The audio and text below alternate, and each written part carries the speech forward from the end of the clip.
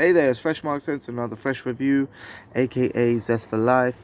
Today I'll be talking about fragrances that are for today's weather, whereby it started off sunny and then suddenly went into rain and it clears up and you get a really cool, fresh air kind of feeling after the rain.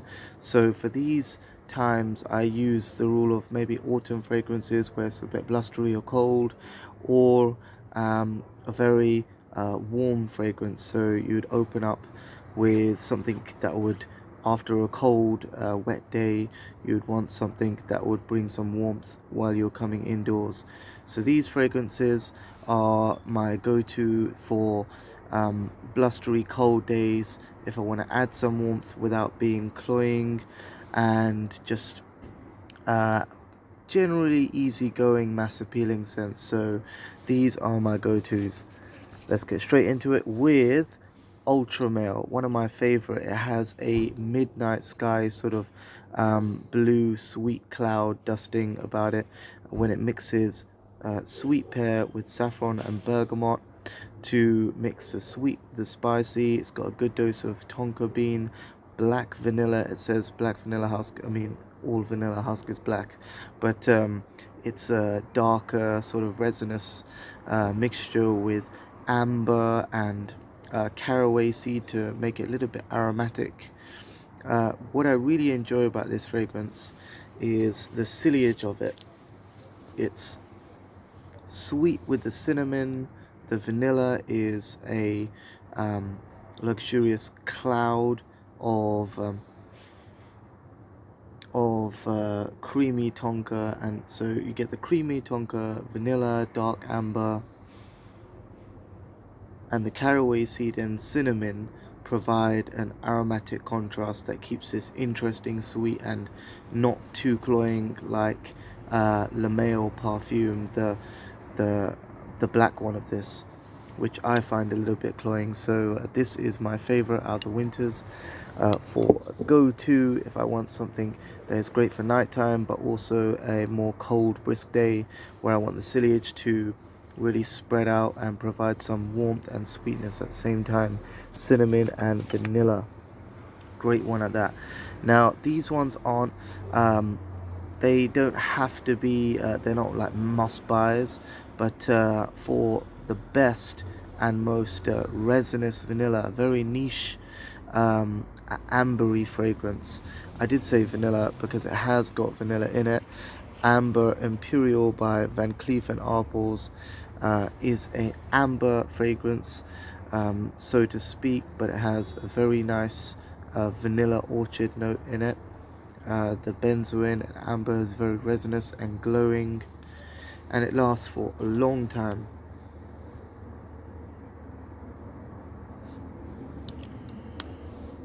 Has a sort of orangey glow about it, which is reminiscent of Tear de Hermes. There is an amber fragrance, which is unisex, but mostly women wear it.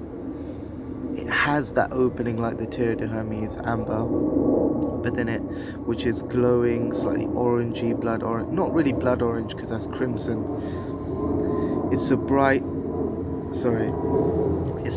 almost like silk tree blossom. It's slightly bright, waxy, orangey, glowing, and then it goes into a more resinous, myrrhy sort of concoction. Never letting go of that sweetness. This lasts for about 9 hours, and if you want a solid amber fragrance, I think this is your best bet.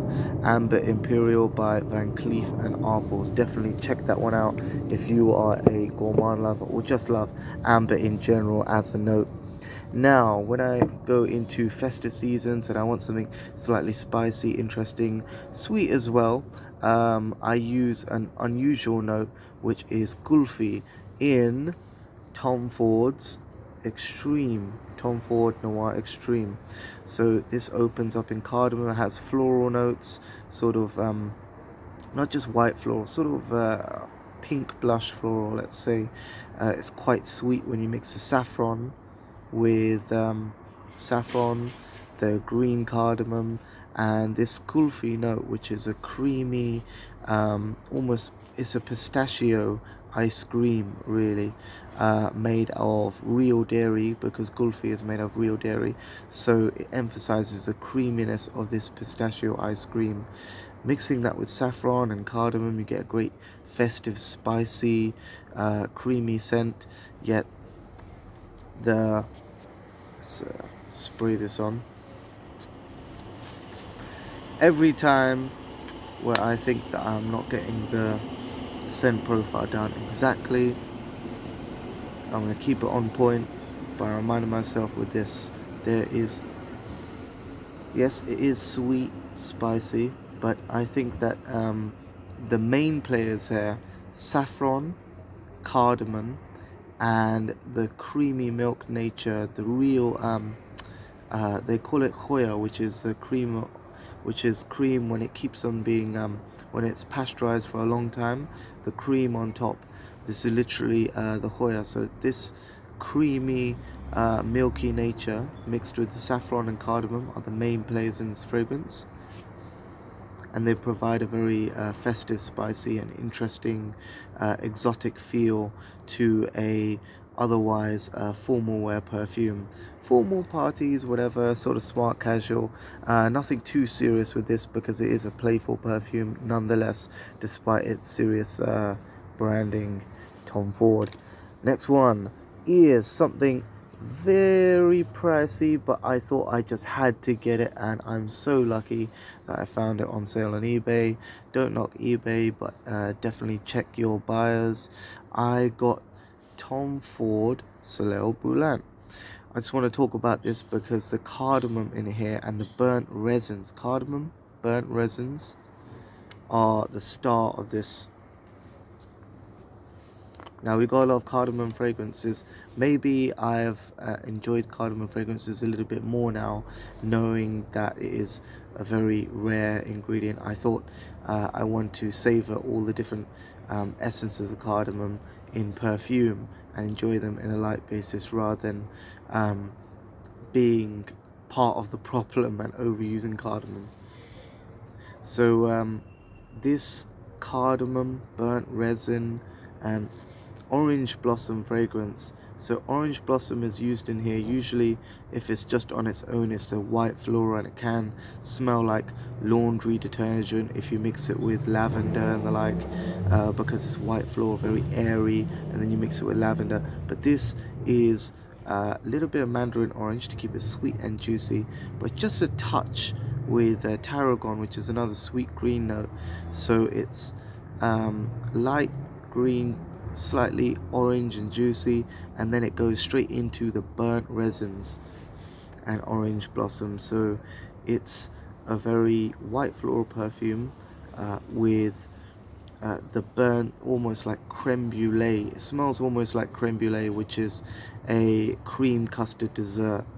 So the creaminess of that orange blossom is almost cindered and burnt on the edges with this burnt resin feeling, and the myrrh in the base keeps it very sweet. I can definitely see a female wearing this at the same time, but I feel that the spicy opening and the resins in this can be worn by a man who is confident enough or whatever. It's nothing feminine about it.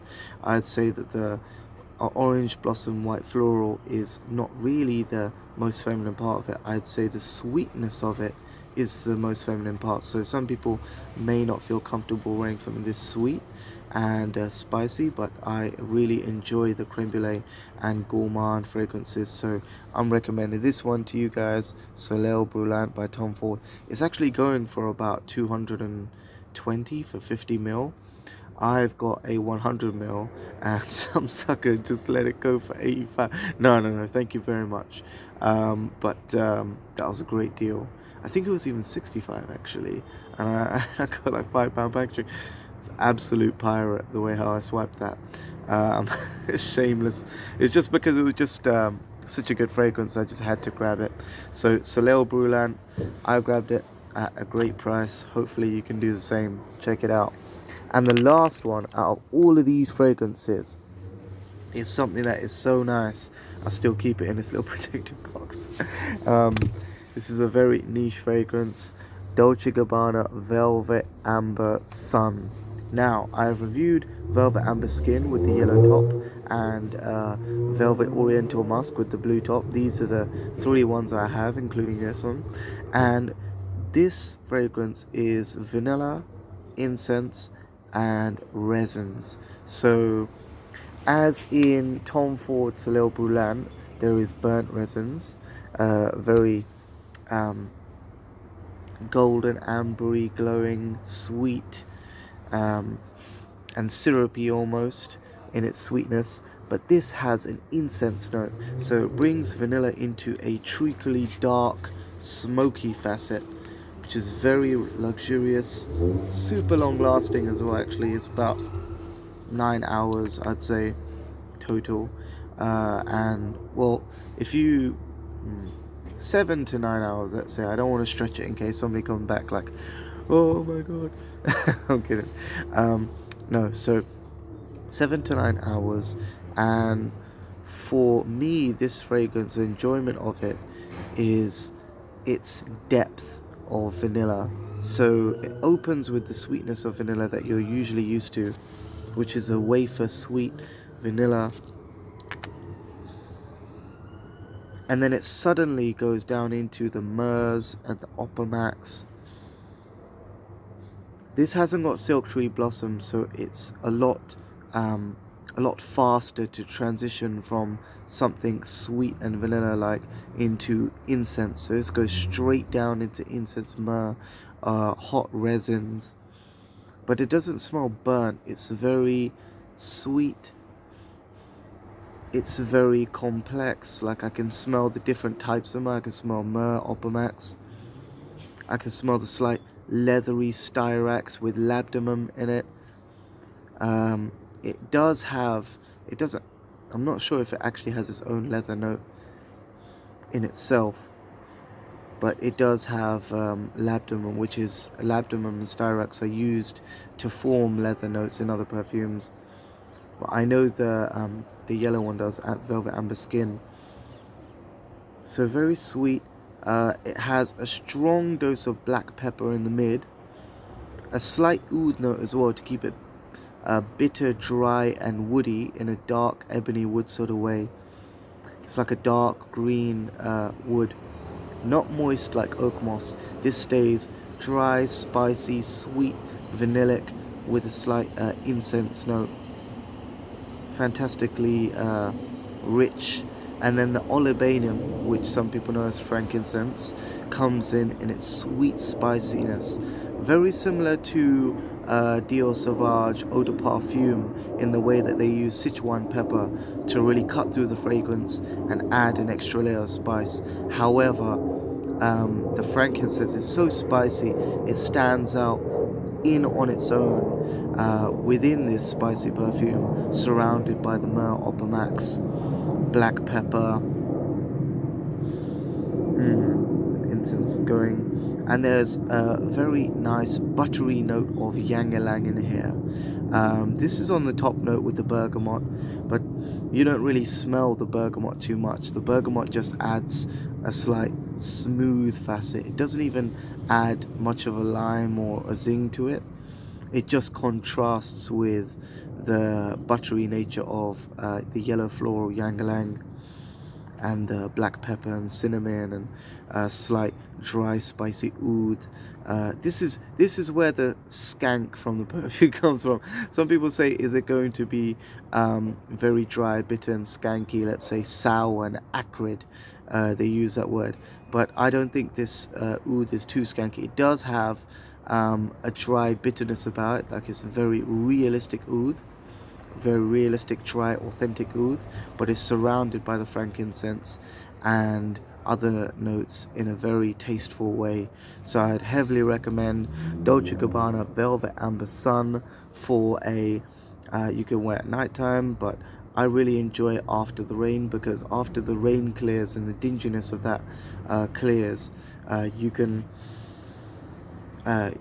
bring some warmth into the surroundings with the myrrh, buttery vanilla and ylang-ylang after a very cold day. So this is almost like a by the fireplace sort of scent that will warm you up after a long day. So that's all we got for today. I hope you enjoyed that.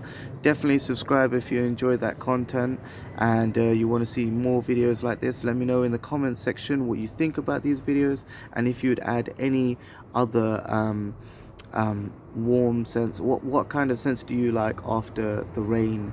Because some people like to enjoy the warmth, and some people maybe enjoy going for a run in the rain and may like some hot aquatic scents. I was thinking that would be alternative video to this. Some people who really enjoy the rain and want to continue the freshness of the rain could sort of enjoy hot aquatic scents to the tune of Lude Izzy Sport Intense, which is saffron, aquatic notes, and mandarin orange, which for me smells a little bit like spicy hot orange juice, which isn't great, and that's why I sold it. But there are some people who like those fragrances. But if you want those kind of fragrances and you think I should do the alternative video, definitely let me know in the comment section. Take care, stay free, and stay fresh.